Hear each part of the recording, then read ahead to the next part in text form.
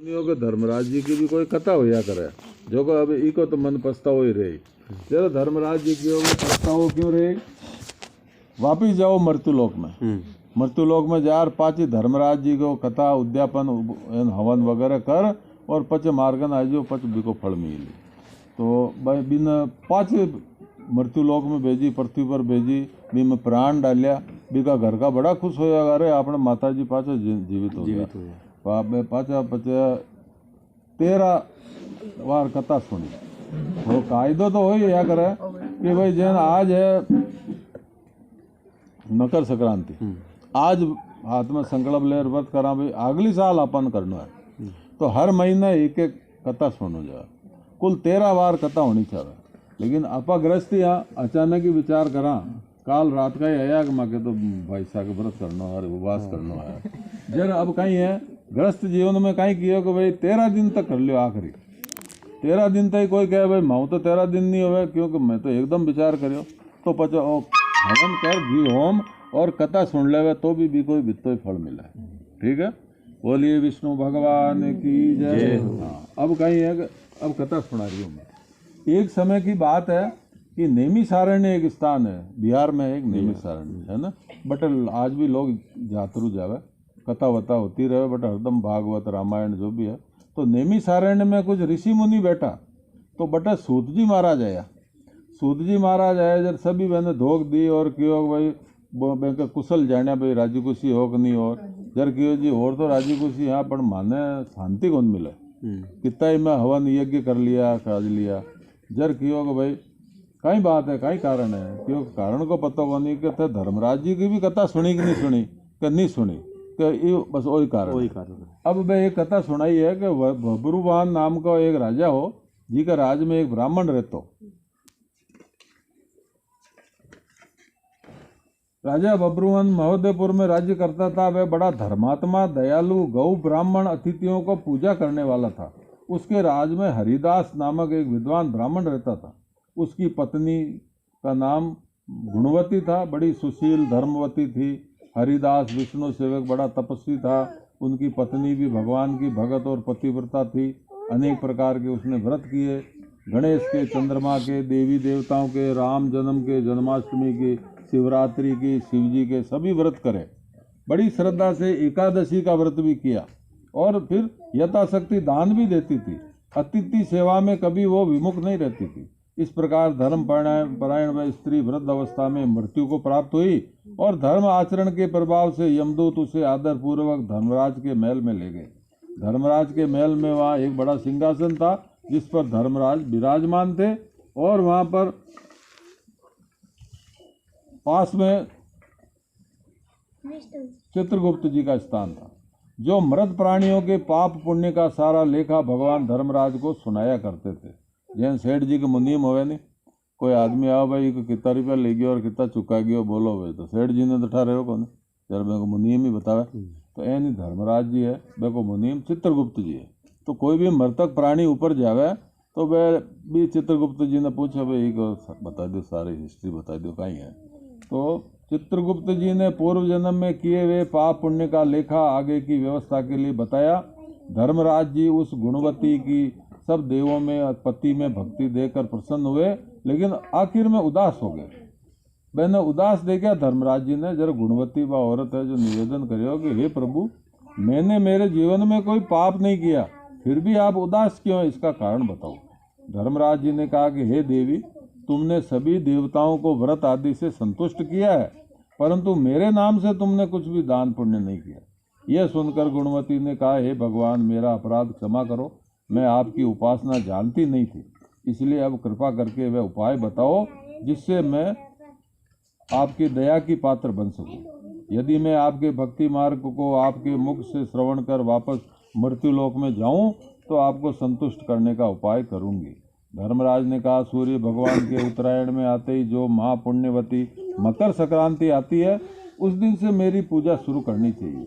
इस प्रकार साल भर मेरी कथा सुने, पूजा करे और इसमें नागा नहीं करे। आपातकाल आने पर भी मेरे धर्म के अंगों का पालन करती रहे और मेरी इस कथा को नियम से सुनती रहे, पढ़ती रहे और यथाशक्ति दान पुण्य परोपकार करती रहे। जब साल भर बाद फिर मकर संक्रांति आवे तब हवन यज्ञ उद्यापन कर दे। सोने की अथवा असमर्थ हो तो चांदी की मूर्ति बनवावे, ब्राह्मण के द्वारा पूजा हवन आदि करे, मूर्ति की प्राण प्रतिष्ठा करे। पंचामृतु बार करायो ने आप पंचामृतु बिन स्नान करायो पाछो शुद्ध करायो। धर्मराज जी के पास में चित्रगुप्त जी की भी पूजा करें और काले तिल के लड्डुओं का निवेद्य, लड्डू बढ़ाया क्या तिलों का लड्डू है लो। हमारी पूर्ण पुष्टि के लिए हाँ जो भी है ब्राह्मणों को भी भोजन करावे। बांस की छाबड़ी में 13 किलो जवार भरकर ब्राह्मण को भेंट करे। स्वर्ग में चढ़ने के लिए चांदी की निसरनी भी दान देवें। सुंदर बनी हुई सैया भी दान दे, माचो भी देवें जिस पर मुलायम गद्दा तकिया रजाई हो। इसके सिवाय कांबड़, जूते चप्पल, बांस की लकड़ी, लोटा, ढोर, 5 कपड़े, 5 वस्त्र, अन्न भी दान देने चाहिए। अगर गौ दान देने की शक्ति हो तो सफ़ेद और लाल रंग की गाय धर्मराज के लिए और काली गाय चित्रगुप्त जी के लिए दान करें। ये दान की वस्तु है। गुणवती ने भगवान से प्रार्थना करी कि हे प्रभु, यदि ऐसी बात है तो मुझे यमदूतों से छुड़ाकर फिर मृत्युलोक में भेजो, जिससे मैं आपकी कथा का प्रचार कर सकूं। जो ही उसकी प्रार्थना पर भगवान धर्मराज जी ने इजाजत दी, उसी समय उसके मरे हुए शरीर में पुनः प्राणों का संचार हो गया और पुत्र आदि कहने लगे, अरे बड़ी खुशी हुई, हमारी माता जी मरकर जिंदा हो गई। इसके बाद उस गुणवती ने अपने पति पुत्र आदि को सब बातें कही जो धर्मराज जी ने मनुष्य के कल्याण के लिए कही थी और खुद ने भी व्रत करना शुरू कर दिया। मकर संक्रांति से ही उसने प्रतिदिन धर्मराज जी की पूजा और कथा आरंभ कर दी और स्वर्ग में जाने के लिए दान पुण्य आदि कर्म भी आरंभ कर दिए। इस प्रकार वह गुणपति साल भर में धर्मराज कथा सुनकर धर्म के 10 अंगों का पालन कर मृत्यु उपरांत जब स्वर्ग में पहुंची तो देवताओं ने उनका आदर किया और सदा स्वर्गीय भोगों को भोगती रही। सूत जी महाराज ने शौनकादिक ऋषियों से कहा कि हे मुनियों, जिस घर में स्त्री या पुरुष इस धर्मराज व्रत कथा को बड़े भक्ति भाव से सुनते हैं वे सभी दुखों से छूट जाते हैं, इसमें कोई शंका नहीं करनी। मृत्यु काल में यमदूत जो लेने आते हैं वे भी उसको आदर पूर्वक ले जाते हैं। धर्मराज जी भी उसे सदा सुखी रखते हैं। यदि उन मनुष्यों के कुछ पाप बाकी भी हों तो शीघ्र ही पाप नष्ट हो जाते हैं। गरुड़ पुराण आदि में भी लिखा है कि पापी लोगों को यमदूत महान कष्ट पहुंचाते हुए ले जाते हैं, परंतु धर्मराज जी की कथा करने वाले यमलोक मार्ग में भी कष्ट नहीं पाते और वे शीघ्र स्वर्ग और मोक्ष को प्राप्त हो सकते हैं। बोले विष्णु भगवान की जय, बोले कृष्णचंद्र भगवान की जय, बोलो धर्मराज जी महाराज की जय, बोले चित्रगुप्त जी महाराज की जय। अब कैन करना चाहे धर्मराज उद्यापन। श्री धर्मराज महाराज की कथा और उपासना का 1 वर्ष पूर्ण हो जावे तो मकर संक्रांति के दिन ब्राह्मण द्वारा इस व्रत कथा का उद्यापन करें। उद्यापन की विधि सुंदर घर में सजावट करें और ये रुद्र कलश वगैरह दीपक वगैरह जलावे, देवताओं का पूजन करे और प्रधान देव के रूप में धर्मराज जी महाराज का श्रद्धा पूर्वक पूजन करे और ब्राह्मण द्वारा गौरी गणेश नवग्रह की निमित्त हवन और ग्रह शांति करा के श्री धर्मराज के निमित्त निम्न आहुतियां देवे। थोड़ा घी ले सवर आहुतियां देनी हो 14 आहुतियां हैं, थोड़ा ले ये दिया में भी छोड़ दो।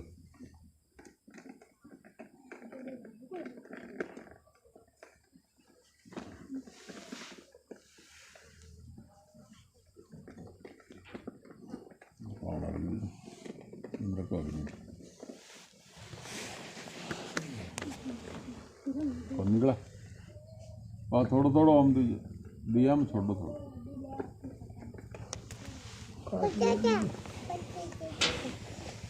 ओम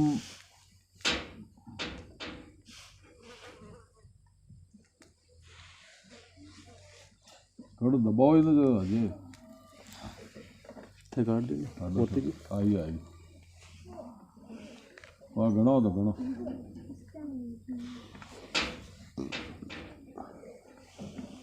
वाह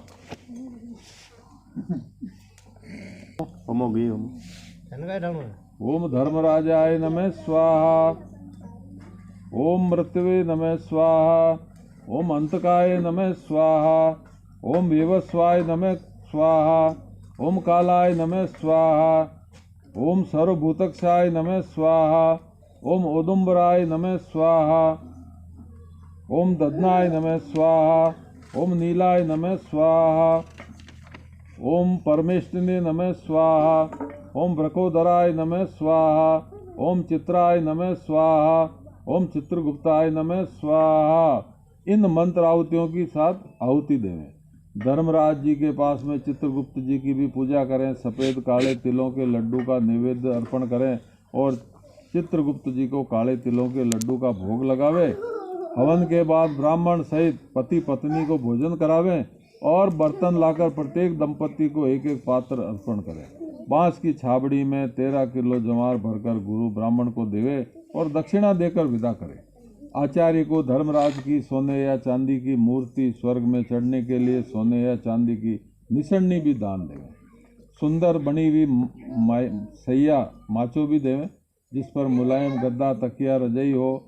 इसके अलावा कंबल, जूते, चप्पल, बांस की लकड़ी, लोटा, ढोर, 5 कपड़े, अन्न भी दान देने चाहिए।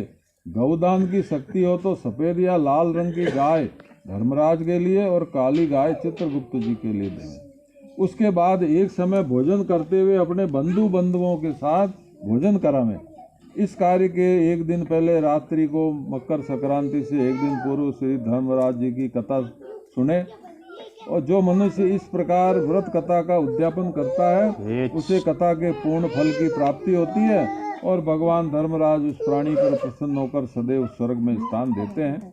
वह मनुष्य धर्मराज की कृपा से लंबी आयु प्राप्त करता है और इस लोक में सुख प्राप्त कर अपने पुत्र पोत्रों सहित जीवन बिताकर समस्त पापों से मुक्ति पाकर नरक की यातनाओं से बचता हुआ वैकुंठ लोक को प्राप्त होता है। बोलो विष्णु भगवान की जय।